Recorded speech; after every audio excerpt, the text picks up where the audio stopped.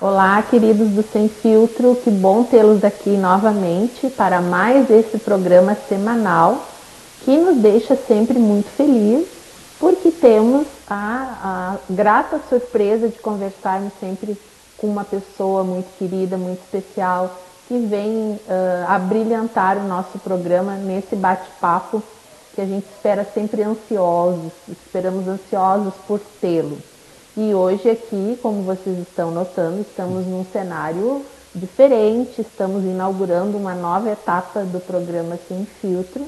Então, mais um motivo para termos uma pessoa para lá de especial, que é o nosso amigo David Camargo, nosso psicólogo, hoje nosso vereador, um querido amigo, filho de um amigo nosso muito querido, que já esteve em outras edições do programa conversando conosco.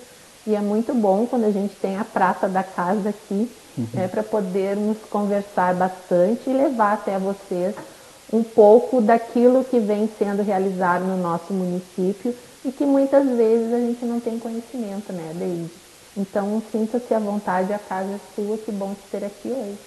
Muito obrigado, eu agradeço pelo convite. Quero dizer que também é um enorme privilégio estar num programa mediado por ti, exatamente porque lhe admiro muito, admiro muito o teu trabalho, né, o quanto que tu colabora com o nosso município em várias ações, né, e também é uma honra estar aqui num cenário novo, né, então é uma honra duplicada e me sinto muito à vontade em estar aqui conversando contigo e contigo também que está nos acompanhando.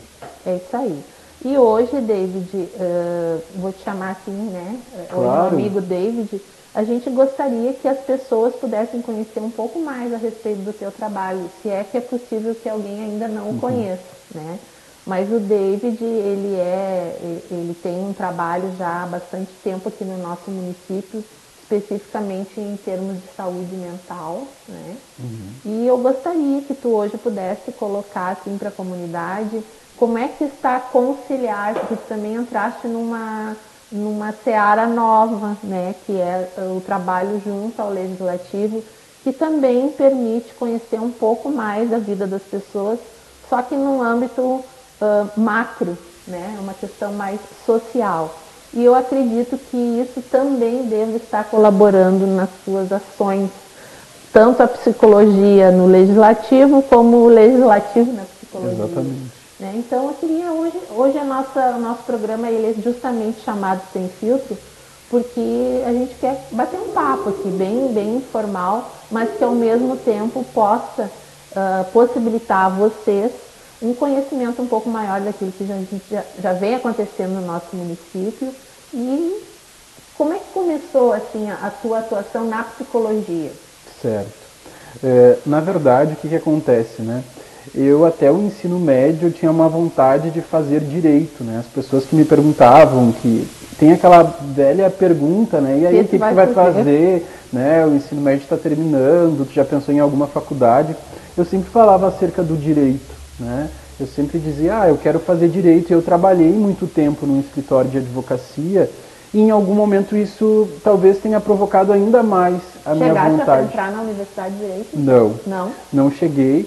E aí o que acontece? Por isso que eu falo que é sempre importante, às vezes quando eu atendo e converso com adolescentes que estão, né, nesse momento de reflexão acerca do que fazer, eu sempre converso para que eles possam experienciar um pouco daquilo que eles almejam fazer. E eu tive essa grata oportunidade de estar no escritório de advocacia, de experienciar, de observar o que era esse direito na prática, né, porque às vezes a gente acaba idealizando muitas coisas, e às vezes a gente também precisa compreender que vai esbarrar na admiração e nós teremos limitações para esse exercício e está tudo bem tê-las, né? Então, no escritório de advocacia, que eu trabalhei aqui na cidade, que muitos conhecem, que foi no escritório da doutora Irane, eu em algum momento ficava me questionando o que fazia uma pessoa depois de 30 anos no relacionamento desejar a separação. Como é que era para um filho, em algum momento, que não tinha a presença afetiva do pai, tão pouco material, que garantia com que a mãe precisasse ingressar com uma ação para ter os alimentos ali? Então, eu ficava pensando acerca disso, o que passava pela cabeça dessas pessoas.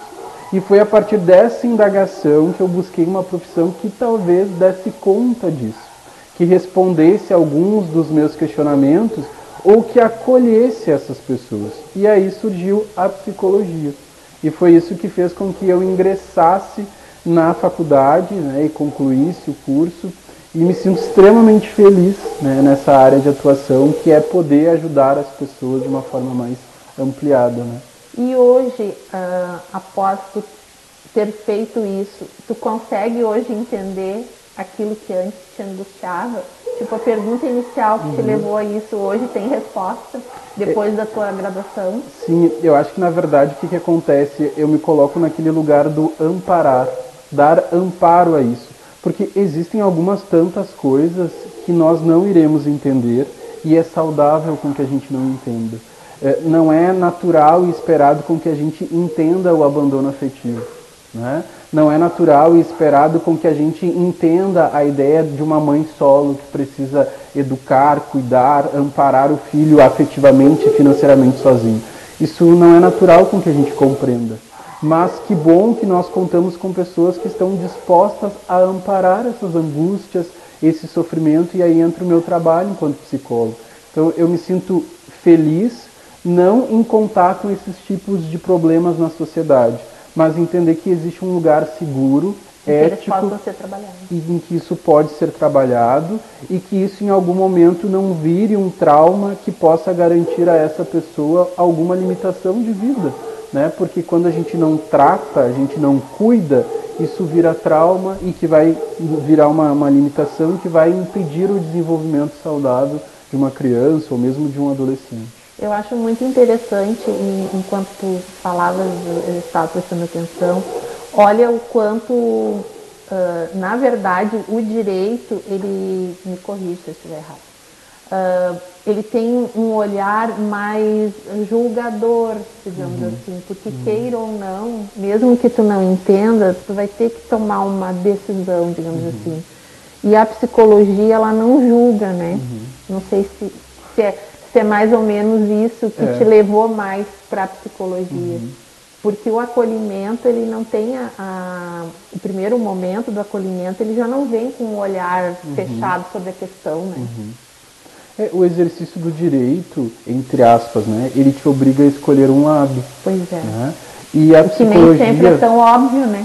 Exatamente. E a psicologia, ela trabalha muito com a ideia do não julgar. Né? A gente precisa estabelecer um vínculo, que é a principal ferramenta de um atendimento, é o vínculo, né? Como é que a gente recebe esse paciente.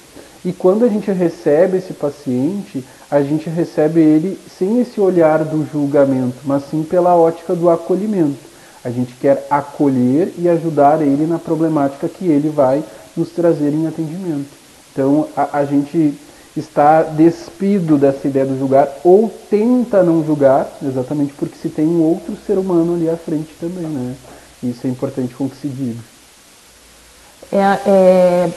É bacana assim, a forma como tu aborda a psicologia como quase como um direito, né? Das pessoas de serem ouvidas. E quantas pessoas muitas vezes têm diferentes problemas e não tem um acolhimento, né? Não tem uma escuta qualificada para isso. E saiu um pouco também agora aquela ideia de que psicólogo era para as pessoas que tinham algum problema mais sério, digamos assim. Exatamente. E acho isso muito interessante, assim, quando tu traz essa ideia do psicólogo para alguém que tem um problema mais sério, que as pessoas se alimentavam muito disso, e hoje a gente conta, né, com as redes sociais que infelizmente trabalham com muitos memes, e muitos deles até direcionados ao CAPS, que é o Centro de Atenção Psicossocial, né, que quem busca o CAPS é louco. Né? E eu sempre falo de que eu já tive a oportunidade de atuar no CAPS, tanto em Butiá quanto na cidade de Triunfo, e eu nunca atendi loucos. Eu sempre atendi pessoas que estavam passando por algum sofrimento, mas nunca atendi loucos.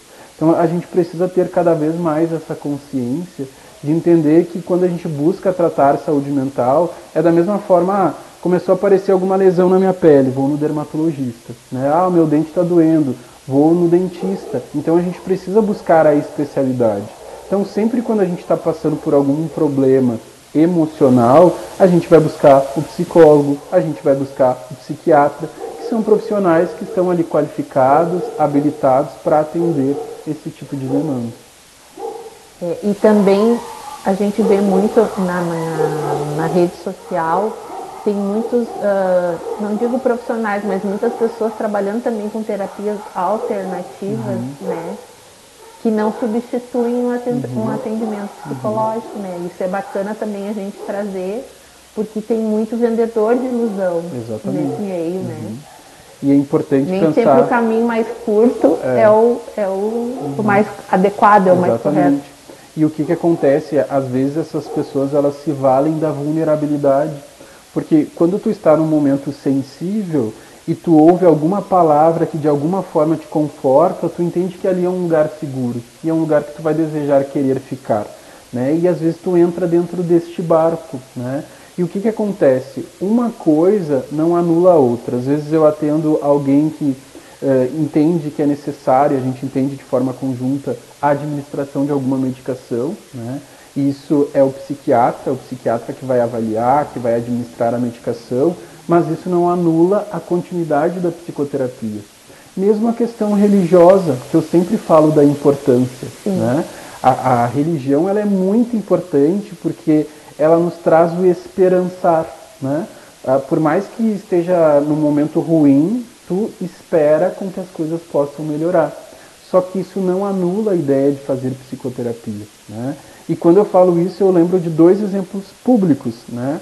Que é o padre Fábio de Mello e o padre Marcelo Rossi, né? Que trazem a público as questões voltadas à saúde mental, né? O padre Fábio de Mello, inclusive, há pouco tempo voltou a falar acerca do processo depressivo e numa entrevista ele falou, inclusive, num pensamento mais suicida, né?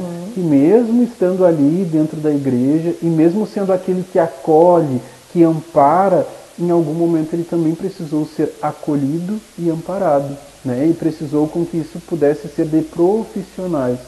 Então é importante com que a gente entenda também isso, né?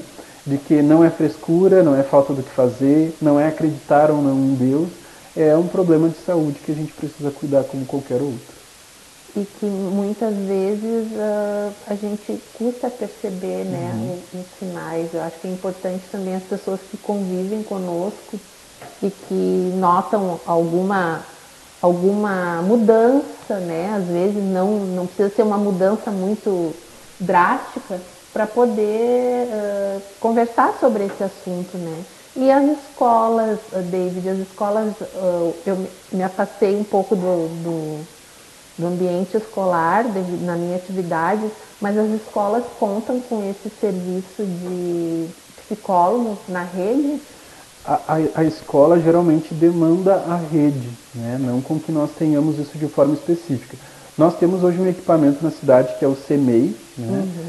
Que tem um trabalho muito importante, né? Inclusive agora tem feito um ciclo de palestras nas escolas, né? Com a psicóloga, com a assistente social, né? Mas eu defendo muito a ideia de que nós teríamos demanda para um psicólogo em cada escola, né? Eu sei que falar sobre isso hoje é uma grande utopia, mas é um desejo, exatamente porque toda vez que a gente entra numa escola, a gente sai, né, constatando o quanto de demandas nós temos lá para ser atendido.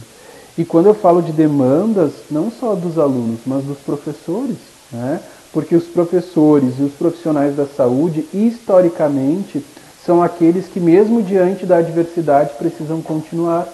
Vamos lembrar da pandemia, né? Os profissionais da saúde e os profissionais da educação precisaram continuar, se refazer, atender de forma remota, disponibilizar material impresso. Então existe uma sobrecarga muito importante, né? E nós precisamos cada vez mais olhar para essa classe, os educadores, né? E pensar, né, cada vez mais em estratégias para que a gente possa dar conta desses profissionais também, né? E aqui no município tu estavas à frente da coordenação desse trabalho, né? Se nós pudéssemos hoje trocar com a comunidade que nos assiste, existiu nesse período em que tu estavas na coordenação um aumento da procura desse trabalho? Já se nota um resultado dessa prevenção, desse trabalho mais, desse olhar um pouco mais adequado para a questão da saúde mental? Sim, e acho que é um aumento bem importante, assim, né? E a pandemia, ela também trouxe isso, porque o que acontece, né? A pandemia, ela garantiu com que pessoas que já tinham um transtorno em curso, como um transtorno depressivo, um transtorno ansioso, isso se potencializasse, ou seja, aumentasse esses sintomas, e aquelas pessoas que jamais pensaram em ter, passaram a administrar algum sintoma de ansiedade, de depressão.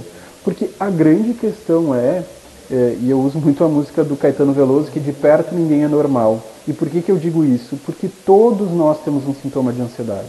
Todos nós temos um sintoma de depressão. Né? E o que a gente precisa buscar? Tratar. Tratar para que isso não vire um transtorno depressivo. Porque para se configurar um transtorno depressivo, eu preciso de um conjunto de sintomas que dê conta disso. O mesmo vale para a ansiedade, para a bipolaridade ou qualquer outro transtorno. Mas todos nós temos uma coisa ou outra, né? Porque viver nesse mundo, né, nessa sociedade em que todo dia a gente precisa lidar com algo adverso, em que todo dia a gente tem uma frustração, em que todo dia a gente precisa se refazer, lidar com uma perda, lidar com um término de relacionamento, lidar com uma nova função de trabalho, isso faz com que a gente experiencie algum tipo desse sintoma. A imprevisibilidade, ela desestabiliza. Exatamente. Né? E com a pandemia veio essa questão da dificuldade do planejamento. Né? Porque antes a gente sabia, mais ou menos, tinha uma ideia, podia planejar, a gente podia se planejar mais. Né? E daqui a pouco se viu que isso já não é mais garantia. E o que acontece, uma outra coisa importante é que a gente não pode ignorar dados, né?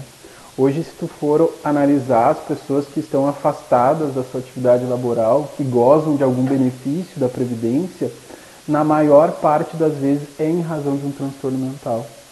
Né? E a gente precisa também olhar para o nosso estado, né? Olhar para o estado do Rio Grande do Sul e olhar para a estatística que nos traz que o estado do Rio Grande do Sul é o estado em que as pessoas mais cometem suicídio. Em sua maioria, homens. Então a gente precisa pensar o que tem por trás dessa problemática. O estado do Rio Grande do Sul é o estado em que as pessoas mais se suicidam e homens. E aí a gente precisa falar do machismo.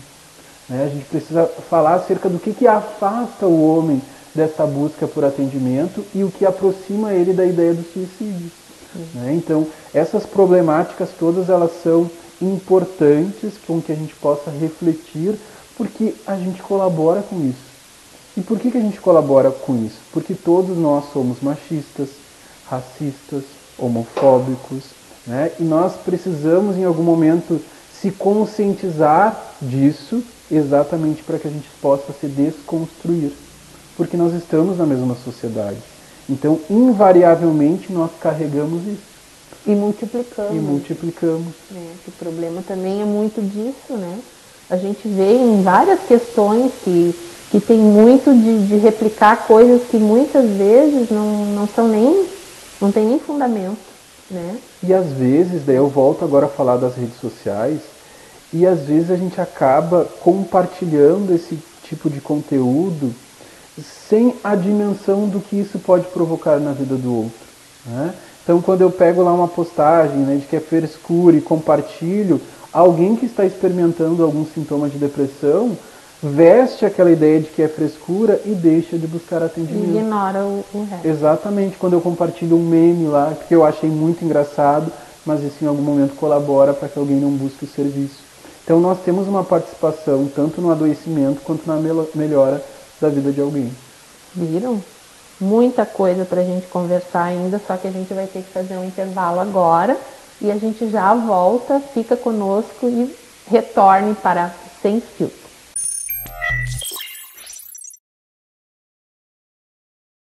Estamos de volta. Para quem chegou agora, nós já estamos no segundo bloco do nosso programa de hoje. Quem perdeu o que já conversamos pode assistir novamente. O programa Sem Filtro, ele vai ao ar em horários alternativos no canal 33 da TV Atualidade e também fica disponível no YouTube, assim como todos os outros programas que a gente já teve por aqui. E seguimos falando com o David, e agora a gente vai sair um pouco da seara do psicólogo, né? E vamos um pouco mais agora na seara do nosso legislador. Como é que está sendo essa experiência? Né? E eu posso dizer que o David, ele... Não vou jogar confete, mas eu acho que para o David foi muito tranquilo fazer uma campanha. Porque o David é uma pessoa que por si só, né, já mostra, né, a pessoa que ele é e o convencimento a apostar numa pessoa assim se torna muito fácil, porque ele já vem, né, de uma caminhada. Então, David, primeiro, tu esperava ter esse resultado que tu tiveste e o que isso mudou na tua vida como psicólogo e agora na tua vida de butiaense? Sim. Na verdade, é um grande desafio, né? Essa é a primeira constatação, né? Tanto é que quando me convidaram ou me provocaram a ideia de concorrer, eu resisti ao primeiro convite, à primeira provocação, exatamente porque dimensionava acerca do quão desafiador seria ocupar esse espaço. Mas o que me fez aceitar foi exatamente compreender que isso em algum momento ampliaria esse cuidado que eu tenho com as pessoas. E eu costumo dizer que a política, ela tem algumas características da psicologia também. Porque essa escuta atenta, a gente precisa escutar a nossa comunidade com atenção e a partir dessa escuta provocar alguma mudança, né, comportamental, concreta, para que a gente possa ter uma cidade melhor para todos. Então foi exatamente essa conclusão que fez com que eu aceitasse concorrer. Mas nós também sabemos que a política é uma caixinha de surpresa, né? E eu estava preparado para qualquer que fosse o resultado. E eu fiz a minha campanha de uma forma muito tranquila, né? Eu posso confessar a vocês que para mim foi muito tranquilo, não que a campanha não tenha todo aquele volume de compromissos, né? É desgastante, sim. É uma adrenalina, né? Exatamente. Porque é pouco tempo se sim, comparado correr quanto tempo. E no começo a gente olha para o tempo, parece muito tempo. Depois começa a funilar e fica pensando, nossa, eu tenho tanta coisa para fazer e tenho tanto pouco tempo para fazer com que isso aconteça. Mas eu acho que as pessoas, elas já me conheciam, né? E sabiam acerca da minha disposição. Então eu me sinto muito honrado, né? E falo várias vezes de que as pessoas votaram numa ideia quando escolheram votar em mim. Então votaram no David, psicólogo da saúde pública, votaram no David que trabalhou no Sindicato da Madeira, no David que foi estagiário da Câmara, no David que trabalhou no escritório da doutora Irane. Né? Eu não precisei performar algo para que as pessoas pudessem votar em mim, porque na política existe muito da ideia de uma performance. Né? A política é um lugar do narcisismo, do arrogo, da vaidade, do poder pelo poder, né? E eu até brinco às vezes que não à toa que é poder legislativo, poder executivo, o poder vem antes do legislar, o poder vem antes do executar.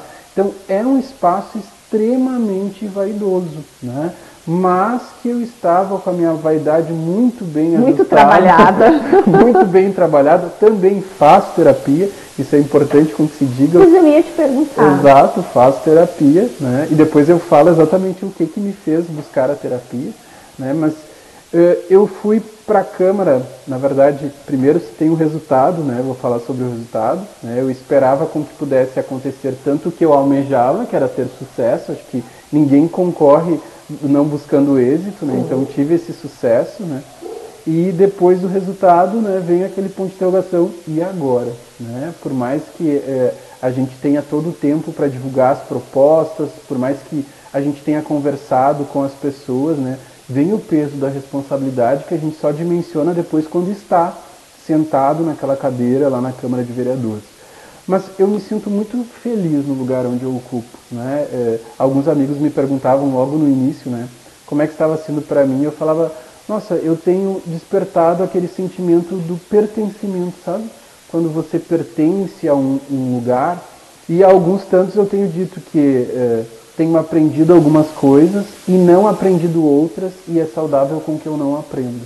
Porque existem algumas coisas na política que a gente não deve aprender, que são alguns vícios, né? E a minha campanha toda foi pautada pela ideia de que eu queria provocar uma mudança cultural na política, para que as pessoas olhassem para a política como algo que eu posso fazer parte, sabe?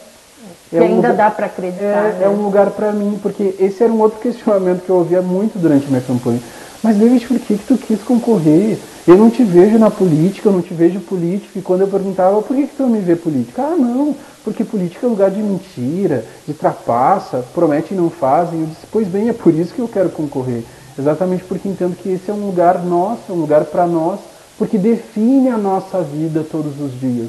Né? A Câmara dos Deputados, o Congresso, o Senado, eles definem a nossa vida todos os dias, o preço que tu paga o arroz, o preço que tu paga o feijão, a gasolina. Por isso que a gente fala, né, que o voto é uma coisa muito importante para ser desprezado, né, que é o não ir votar, para ser inconsequente, que é votar de qualquer jeito ou não votar, né, é cidadania. Exatamente. Então as pessoas precisam se apropriar mais disso, né, porque para o político corrupto, né, é um prato cheio as pessoas quererem ignorar a política. É um prato cheio as pessoas se distanciar da política. Para que eles sigam nesse modelo, fazendo mesmo. o que bem entendem e definindo as nossas vidas todos os dias. Então a gente precisa ocupar esses espaços e precisamos cada vez mais. Eu percebo que já mudou bastante, né, David? Sim.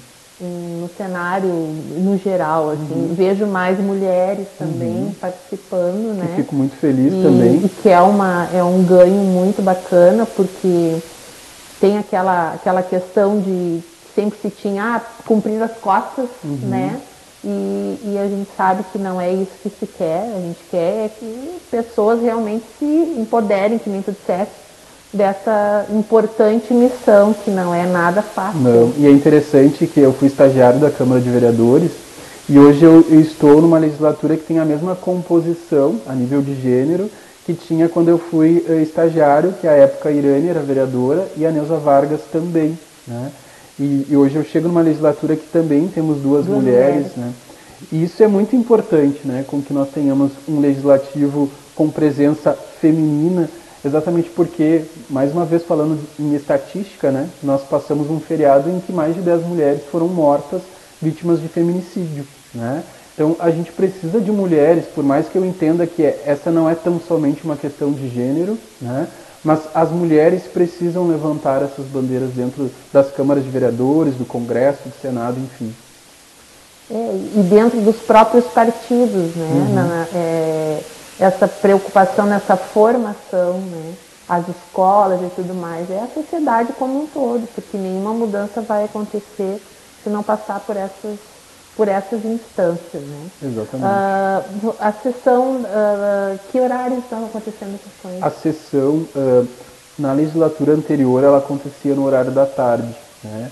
Um dos primeiros movimentos que nós fizemos nessa nova legislatura era garantir com que a sessão pudesse ocorrer à noite, porque nós entendemos que esse é um horário mais acessível para ti poder nos acompanhar, né? Então as sessões elas acontecem todas as segundas, às 19 horas, com transmissão tanto pela rádio local quanto pela página do Facebook. Então aquelas pessoas que não puderem nos acompanhar lá presencialmente, podem nos acompanhar através da live, podem nos acompanhar através da rádio, e na página do Facebook a live fica salva, né? Então se a pessoa não puder acompanhar ao vivo, pode acompanhar depois, e é fundamental com que vocês acompanhem o nosso trabalho. Se nós estamos, enquanto vereadores, para fiscalizar o executivo, a prefeitura, vocês estão para nos fiscalizar. Então, que vocês se apropriem do nosso trabalho e acompanhem as sessões, né, onde nós votamos, discutimos projetos, onde nós, em algum momento, compartilhamos as indicações, que é desde a ideia lá da luz que falta na sua rua, iluminação pública, né, a tampa do bueiro que está quebrada, até questões mais complexas, mais importantes, como a criação de uma escola. Né, isso tudo passa pela Câmara de Vereadores. Bacana. E tu tens recebido no teu gabinete muitas demandas, assim, tu poderia hoje dar uma ideia do que o município, o que as pessoas estão mais clamando nesse momento? Até na última sessão dessa segunda-feira eu olhei para a pauta, que é quando a gente recebe um documento, né, onde se tem tudo que vai ser discutido na sessão, é como se fosse o script da sessão. E daí ali está todas as indicações propostas pelos vereadores naquela sessão. E 98%, eu posso dizer, eram em relação à Secretaria de Obras, né? E eu falava até naquele dia de que isso não é um termômetro de que a Secretaria de Obras não está tendo uma boa gestão, né? Isso é um termômetro de que esse é o nosso principal problema e sempre será. Porque quando você abre a porta da sua casa, a janela da sua casa, a primeira coisa que você vai enxergar é a rua da sua casa. E se essa rua não está boa, você vai fazer a queixa do fato dessa rua não estar boa. Então, iluminação pública, e é uma pasta que conversa com todas as outras, né? Quando a gente fala de Secretaria de Obras, iluminação pública, segurança. Né? Quando a gente fala das estradas, isso dificulta o acesso das crianças à educação. Quando a gente fala de valas abertas, isso em algum momento nos provoca a pensar acerca da dengue, né? E a saúde pública. Então, é uma secretaria que conversa com todas as outras e que nesse momento tem um volume maior de demandas, de queixas, e que grande parte das indicações dos vereadores diz respeito à Secretaria de Obras hoje.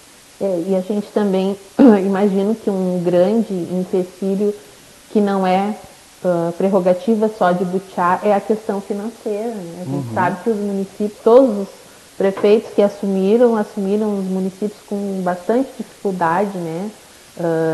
É uma crise que se estabeleceu desde a pandemia, e em muitos casos até antes disso, e luta-se com muita dificuldade. Então há de ser muito criativo, e tentar buscar recursos até parlamentares, quando eu sei que já estão sendo providenciados, né, para tentar resolver essas demandas. E uma outra coisa que é necessário com que a gente possa falar e aproveitar a audiência de vocês é que o legislativo e o executivo, esses dois poderes precisam da colaboração da comunidade.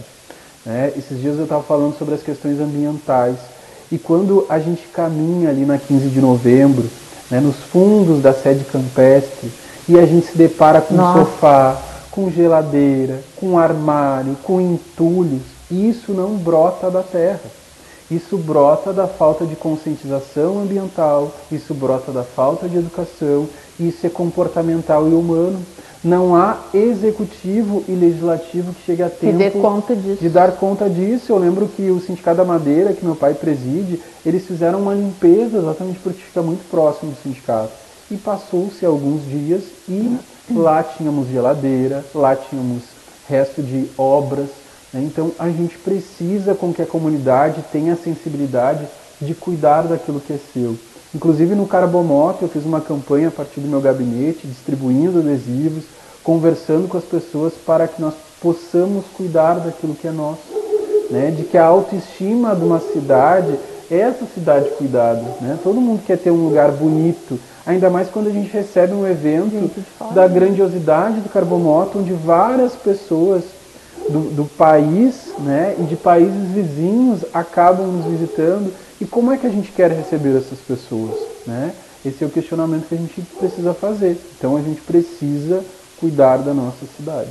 As próprias lixeiras, né? A gente vê as pessoas colocando os seus lixos do lado de fora, né? Como se não tivesse ali um mecanismo para abrir, né, a lixeira.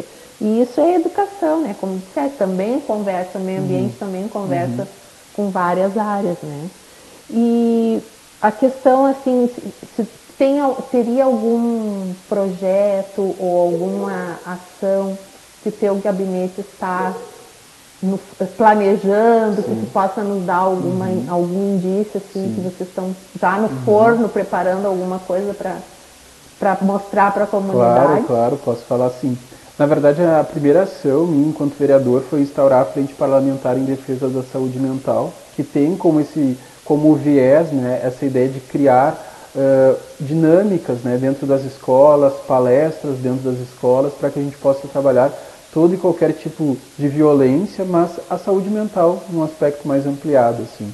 Para além disso, tem um projeto meu que já está no Executivo, que foi aprovado na Câmara por unanimidade, que é a proibição de fogos de artifício com barulho na cidade. Excelente. E quando eu pensei acerca disso, eu pensei, né, acerca das crianças que têm diagnóstico de transtorno de espectro autista, né, que tem uma sensibilidade auditiva e que se desorganizam muito com a queimada de fogos com barulho, pensando nos nossos idosos, que a gente tem uma população muito idosa e que também tem uma sensibilidade auditiva, e também pensando na causa animal, né, porque fiz parte de uma ONG durante 4 anos, e nós acompanhamos nas redes sociais muitos animais, né, que saem em desespero de dentro do pátio, e que alguns nunca mais são encontrados, outros são encontrados mortos, e felizmente alguns donos conseguem reencontrar o seu animalzinho de estimação. Mas quando eu pensei nesse projeto, eu pensei exatamente nesse público, né? Porque eu assumi muito o compromisso de fazer um mandato voltado para a vida em suas diferentes configurações. Porque quando eu penso na causa animal, eu não estou desmerecendo as questões voltadas ao ser humano. E quando eu penso no ser humano, eu não estou desmerecendo a causa animal. Então a gente pode trabalhar em sintonia para atender a causa animal e o ser humano. Já é lei, então? Já foi votado na Câmara de Vereadores, foi aprovado por unanimidade, está no Executivo agora, para que tão logo possa voltar, né, como lei. E um outro projeto de lei meu também é criando o Dia Municipal do Artesão e a Semana Municipal do Artesão, né, buscando fomentar o artesanato local. E um incômodo meu muito grande, que é a ideia da nossa cidade ter o nome de uma fruta, e nós sairmos para outras cidades e consumirmos suco gasificado de butiá, sorvete de butiá, mousse de butiá, barra de cereal de butiá, uma infinidade de coisas de butiá, e chegar aqui em Butiá e não tem absolutamente nada. E eu entendo que para isso é necessário com que a gente possa ter meios de fomentar, porque não basta eu ter uma produção de butiá lá na minha casa, separar a polpa e fazer alguma coisa de butiá, mas ficar só nessa produção individual, porque eu não vou ter fomento, né? Então a gente precisa incentivar mais o nosso artesão local. Então esse é um projeto também já aprovado na Câmara, né, que está no Executivo também, e que tão logo a gente vai acompanhar a lei, né? Que bacana, e tem muita gente bacana, muita gente que trabalha com artesanato, além do nosso grupo local aqui constituído. A gente sabe que tem muita gente com potencial aí, que daqui a pouco esse projeto vai favorecer a esses talentos. E eu também passei por isso com relação a Butiá, quando a gente vai em outros lugares, né? Sim. Bah, mas lá em Butiá deve ter muito Butiá, né? E aí a gente fica assim, não, temos e tal. Mas é como tu disseste, a coisa ela tem que ser construída lá da base e termos um propósito com isso aí, porque exatamente. Senão se perde, né? Que fica muito assim, o carvão, tudo bem, mas agora a gente está em outra configuração. Né? E tem outros 2 projetos meus que ainda estão na Câmara, né, tramitando nas comissões, mas um diz respeito à ideia da obrigatoriedade com que as nossas praças tenham um brinquedo acessível, exatamente para que todas as crianças tenham o direito de se divertir e não apenas algumas, né? Então esse projeto ainda está na Câmara para ser votado. E o outro projeto diz respeito a algo que eu já desenvolvia na cidade, que era o livro Livres, né? Que é a ideia de tornar a leitura mais acessível às pessoas, criar um banco de doação de livros, e a partir disso a gente acaba compartilhando em alguns lugares. Daí você pode ir lá, pegar o livro, fazer a leitura, devolver para esse lugar ou compartilhar com alguma pessoa que deseja fazer a leitura do livro, né? Então, isso é muito bacana, gostei bem legal. Desse projeto. A época, quando eu fiz, a gente tinha uma estante na rodoviária da cidade. Sim. E a gente tinha uma outra estante também no hospital. Eu vi a geladoteca, isso também, né? tem. Eu vi na rodoviária. E por falar em rodoviária, né, já que veio esse assunto aqui, foi tranquilo, né? Acho que as coisas não houve maiores repercussões. E está tudo bem agora, né, com relação ao transporte coletivo. No início parece que ia dar um certo problema. Eu acho que existe um lamento, né, ele é natural. Né? Pela questão histórica, física, exato, né, histórica, do que representou. É um ponto, a gente já está condicionado à ideia de estar ali naquele lugar, né?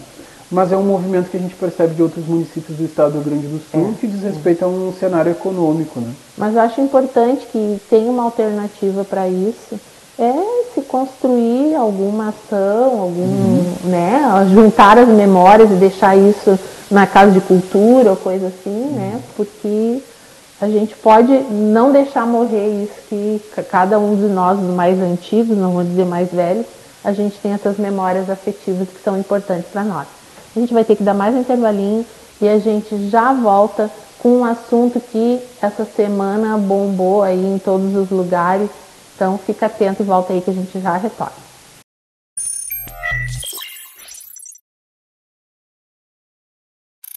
Estamos de volta no terceiro e é o bloco que eu menos gosto, porque é quando a gente está chegando ao final de uma conversa que normalmente é muito agradável.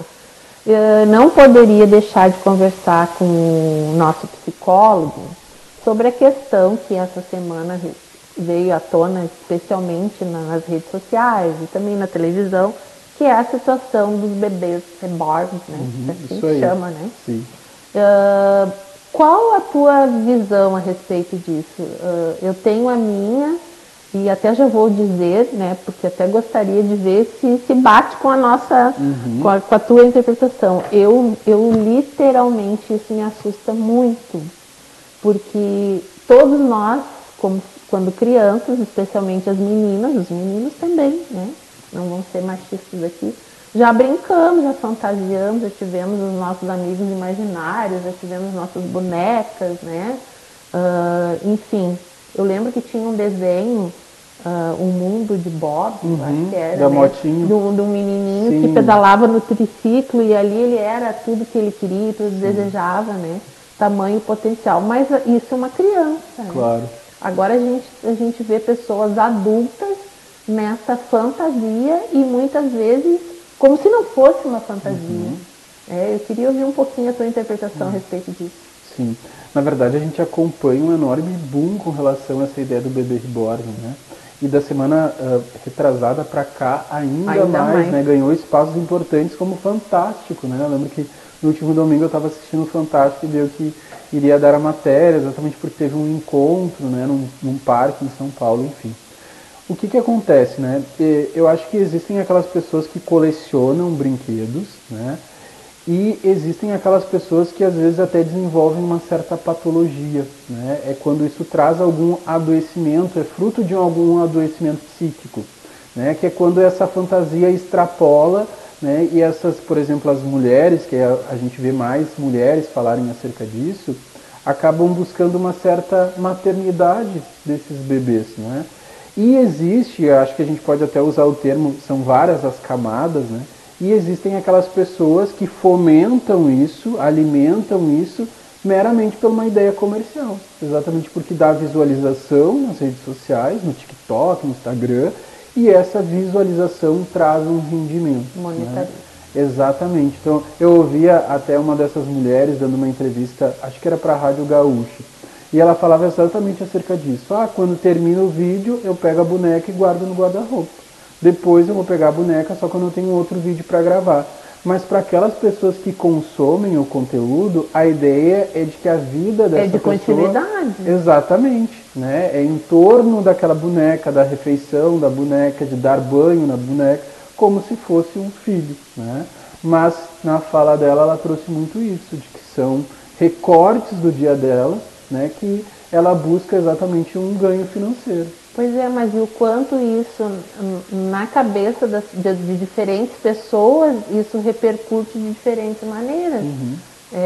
Alguém que já tem algum transtorno com relação a isso, pode embarcar nessa viagem e replicar. Então isso é muito irresponsável, né? Alguém fazer uma coisa dessa Hoje, inclusive, natureza. eu não tive tempo de parar para ler, mas eu vi que o Fabrício Carpinejar escreveu linda crônica. Eu não li ainda a crônica, mas eu vi a figura ali, até salvei para poder ler muito depois. Linda.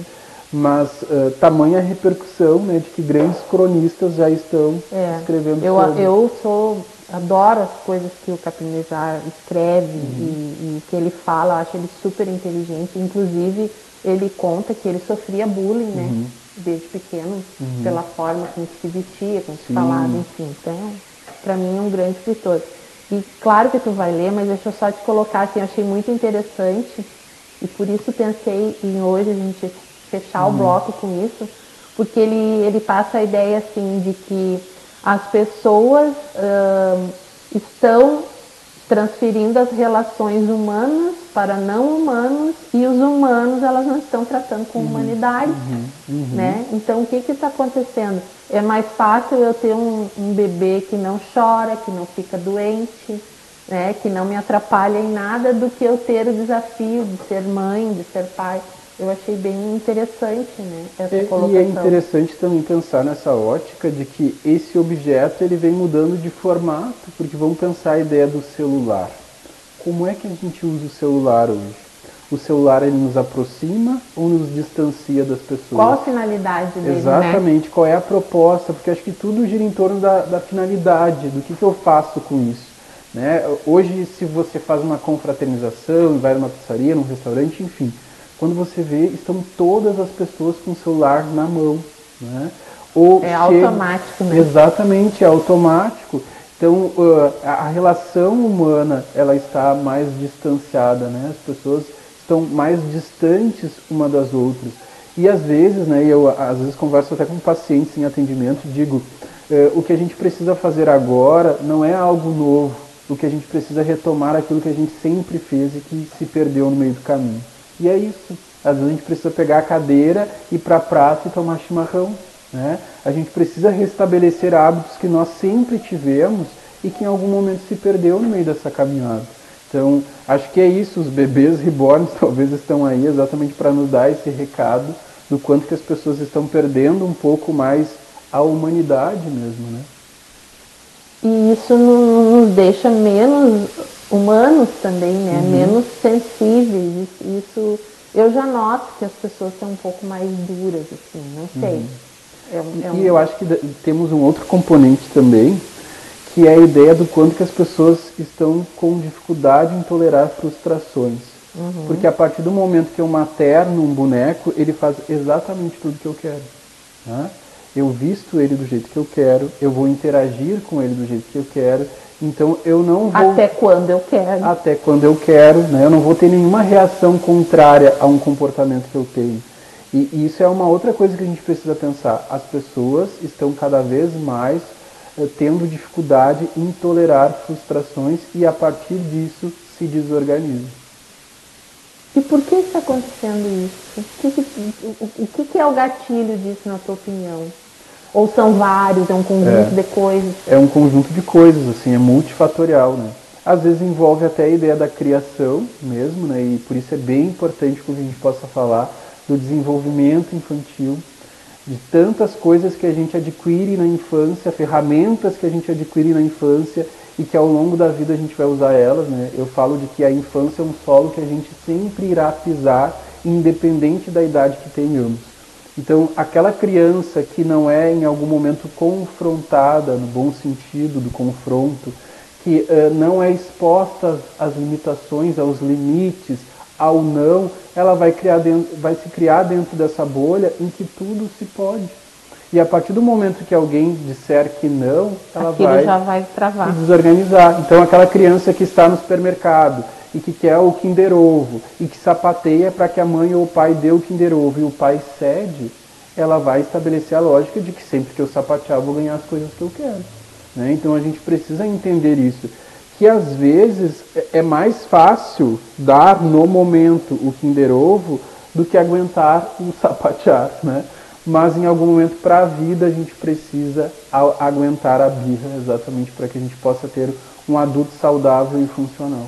Aqui eu gostaria de trazer nesse ponto da discussão, não sei se seria pertinente, com essa questão da desumanização e dos interesses mais mecânicos, se seria esse termo, há uma ruptura ainda maior com os idosos, né, que não dominam essa tecnologia, estão distantes disso, que por natureza já se sentem excluídos pela questão do etarismo. Né? Eu vejo mais um complicador nisso, porque hoje o idoso, além da tendência natural a isolar-se, a não socializar tanto, ele tem mais esse complicador, que é a questão tecnológica do difícil acesso. Né? Exatamente, então a gente tem as limitações físicas, né, que o ciclo vital, né, ele vai se encaminhando e vai nos garantindo. as limitações físicas, as limitações cognitivas, né? A memória, a concentração, capacidade de criatividade, e a gente tem aí as questões tecnológicas, né? Então, inclusive vou dar um spoiler agora, porque eu lembro que foi proposta de campanha minha, né, que era a ideia de uma criação de oficina para idosos, né, para que eles possam dominar melhor a tecnologia.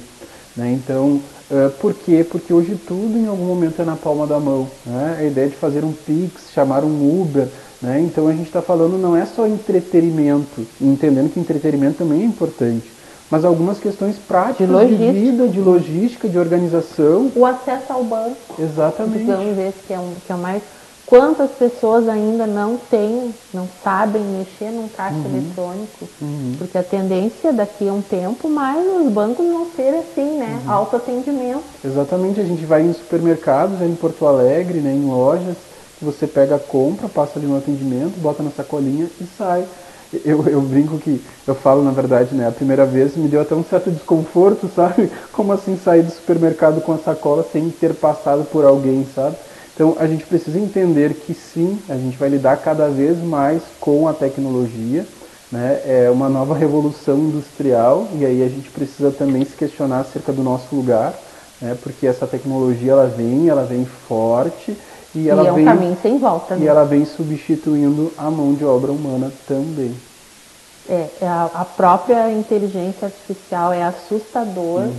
O que se é possível fazer a partir dela, né? A partir dela e o quanto isso ainda é muito incipiente, vai evoluir muito mais. Exatamente. E aí pode tomar uma proporção que assustadora, né? Como tudo, né? O bom senso ele tem que sempre passar por todas essas questões.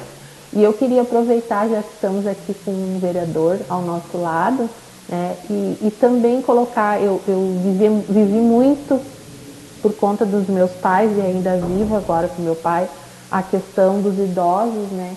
E como isso tem me preocupado. Também na minha atividade profissional, o meio rural, ele está muito envelhecido, né? Então, cada vez mais essa distância fica maior entre o que está acontecendo e o acesso às pessoas, que a gente possa realmente pensar, né, em ações desse tipo. Eu via uma entrevista no jornal, não sei se foi no Fantástico, também gosto de assistir o Fantástico. Não vou fazer propaganda para a Globo, tá? A Globo que lute para chegar na nossa audiência, o desaforo. Mas assim, algumas cidades do estado de São Paulo, onde os idosos, assim como os pequenos, eles passavam o dia em atividade, né? Os filhos deixavam seus pais e depois à noite os recolhia para ir ali, eles interagiam, né? Porque isso também fica aquela coisa, eu vou cuidar dos meus pais, não vou colocá-los numa clínica. Uma pela questão financeira e outra porque faz questão de cuidá-los. Mas se eu tivesse um lugar que pudesse oferecer a eles aquilo que eu não tenho condições de fazer, um lúdico, né, uma estimulação fisioterápica, né, alguma coisa assim, com certeza, né, eles estariam tendo um atendimento melhor. E o que é importante também, né, eu lembro que eu participei de um fórum de saúde em Porto Alegre e que o médico falava de que nós contamos com uma população cada vez mais longeva, ou seja, cada vez vivendo mais. Mas não basta viver mais, tem que viver com bem. Com qualidade. Exatamente, tem que ter qualidade, né? E isso se faz através dessas ações, assim. E uma outra questão importante de ser dita é que ter afeto pelo seu pai é diferente de ser cuidador dele, né? Cuidador hoje é um ofício, é uma profissão, então às vezes você vai contar com um pai adoecido e não vai conseguir cuidar dele. E não se sinta em algum momento culpada por isso. Exatamente, porque não é uma atribuição sua. Né? Então a gente vai. E às vezes até o afeto ali nos barra, né? Com relação à ideia de que a gente vai estabelecer a lógica da negação. Eu não quero ver o meu pai adoecido, a finitude. Né? Então eu não vou querer me colocar nesse lugar e nessa cena. E aí envolve a ideia de terceirizar. A gente vai precisar contar com outras pessoas para dar conta disso. Né? E quando se está emocionalmente envolvido é muito mais difícil. Totalmente. Porque, né, desestabiliza muito. David, se tivéssemos agora, te dessemos um espaço, assim, uma folha em branco, para tu poder passar uma palavra, um conselho para os nossos... Eu não gosto da palavra conselho, mas foi o que me veio agora. Mas tu entendeu o que eu quero te propor, né? Para as pessoas que estamos assistindo e que em algum momento estão sentindo que é necessário dar uma atençãozinha um pouquinho maior para si. Sim. Eu acho que a grande questão é não se deixar para depois. Às vezes a gente acaba priorizando muito as outras pessoas e não a si mesmo. E eu sempre falo de que se priorizar não é ser egoísta. É entender que para cuidar dos outros, nós precisamos estar cuidados. Então, cuidar de si é a melhor forma que tu tens para cuidar das pessoas ao teu redor. Então, a gente precisa se importar, né, consigo. Nós precisamos ser a nossa grande prioridade na nossa vida e buscar recursos sempre que necessário. Sempre que necessário e ainda em caráter preventivo. Nós moramos... Não esperar a coisa. Exatamente, porque a gente tem essa cultura do remediar a dor. Então a gente tem que buscar a ideia de não ter a dor, né? E dispensar a ideia de ser remediado. E isso a gente faz a partir do momento que a gente busca essa ajuda profissional, em que a gente em algum momento terceiriza coisas que nós não iremos dar conta, né? Então, seja a sua maior prioridade que você estará fazendo bem. Sabe que quando tu fala isso, me remete a pensar por que para nós mulheres é mais difícil isso, porque nos é embutido a questão de que nós temos que cuidar, nós temos que servir, nós temos o trabalho mais difícil, digamos assim, que é dar conta dessas coisas emocionais e para o homem parece que a cobrança não existe nesse sentido, né? Então a nossa sobrecarga mesmo como mulheres é muito maior. Né? Totalmente. E daí mais uma vez eu volto lá para a infância, né? Porque se qualquer um de nós entrar hoje numa loja de brinquedos aqui na cidade, terá um corredor cor de rosa, que a gente vai ter vassoura, a gente vai ter geladeira, a gente vai ter panelinha, e um outro corredor que tem roupa de médico, carro de bombeiro, de polícia. Isso diz muita coisa. Né? Qual é o lugar da mulher? Olha a reprodução do modelo. Qual é o lugar do homem? Exatamente. Né? Isso vai reproduzindo ao longo da vida e gera sobrecarga, né? Como se a mulher não adoecesse, né? Ou não tivesse direito de adoecer, o que é muito pior. Né? Então a gente precisa entender que algumas coisas precisam ser tratadas na raiz, e aí vem a importância da escola, né? Para que a gente possa conversar isso com as nossas crianças, porque às vezes a gente reproduz pela lógica que eu iniciei falando aqui nessa entrevista, né? Porque somos machistas em algum grau, e a gente vai reproduzindo isso e vira um problema que a gente chama transgeracional, né? Vai passando de geração para geração. Então a gente precisa em algum momento romper com alguns ciclos, né? Nós falamos durante a nossa conversa aqui, questão machismo, homens e mulheres, e como é que está a questão dessas outras configurações que temos aí, né? Como é que é lidar psicologicamente com essa mudança de identidade de sexo? Isso é uma coisa mais presente agora? Isso é possível de ser trabalhado sem que haja um dano maior, digamos assim, à pessoa e ao meio? Na verdade, o que acontece, né? Sempre quando isso chega, né, no consultório, no posto de saúde, chega com muito sofrimento, com muito sofrimento. Haja vista que, vamos falar, a população LGBT, né, está dentro do principal grupo de suicídio. Né? Tamanho é o sofrimento que isso gera, né? Porque existe a ideia, primeiro, de uma repressão, né? Eu sou o que sou, mas moro numa sociedade que não aceita quem eu sou. E aí se culpa. E às vezes não é nem sociedade, é a minha casa. Né? E daí se torna ainda pior, porque é uma busca pela aprovação, né? E isso gera um grande sofrimento. E algumas pessoas conseguem buscar esse lugar, né, de escuta para organizar melhor isso, em algum momento trazer isso para as pessoas mais próximas, que se sentem à vontade para trazer, mas sempre com muito sofrimento. Né?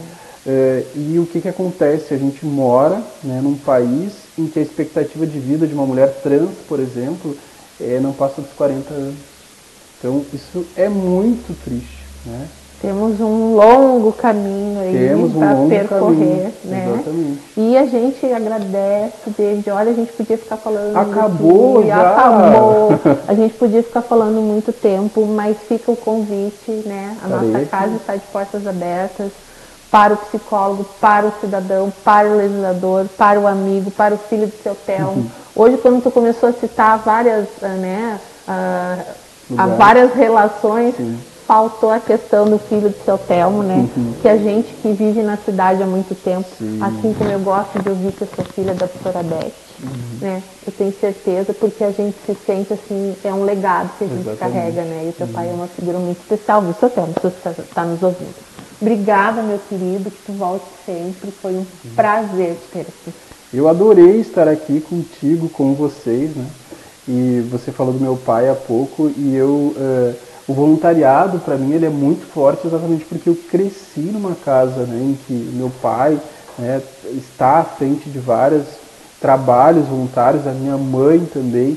Então eu cresci num ambiente que fomentou muito essa ideia de que a gente precisa fazer algo pelo próximo, fazer pelo próximo é fazer pela gente mesmo, né? Então eu agradeço o convite, fico à disposição para voltar aqui tantas e quantas vezes se fizerem necessário. E me coloco à disposição da nossa comunidade, né? Existe lá na Câmara um gabinete que não é meu, é das pessoas, e esse gabinete estará sempre aberto para que a gente possa oferecer o melhor e para que a gente possa cumprir com a lógica da minha campanha, que é humanizar Butiá. A gente precisa humanizar e a gente precisa fazer a política boa e do bem acontecer. Então, todos estarão super bem-vindos. Muito obrigado mais uma vez. Até o nosso próximo Sem Filtro.